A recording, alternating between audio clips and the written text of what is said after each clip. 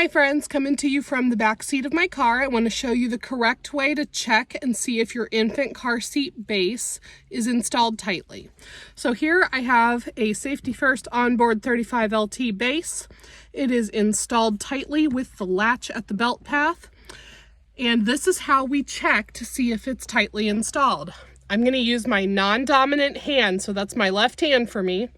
And I'm going to grab it at the belt path. I'm not grabbing it up at the head. I'm not grabbing it in the middle. I am grabbing it at the belt path.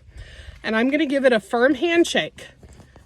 And as you can see, it's really not going anywhere. We're looking for less than 1 inch of movement side to side and front to back.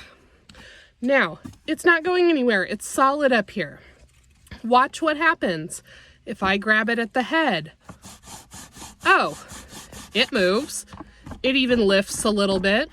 Same thing if I grab it at the middle, it's going to move a little bit.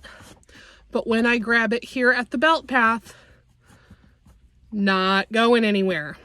We only check for movement at the belt path. Think of the belt path like the root of a tree. The root and the trunk really don't move.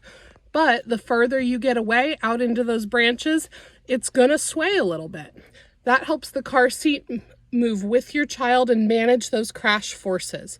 So only check the movement at the belt path with your non-dominant hand, giving it a firm handshake. If you have questions, consult a certified CPST near you.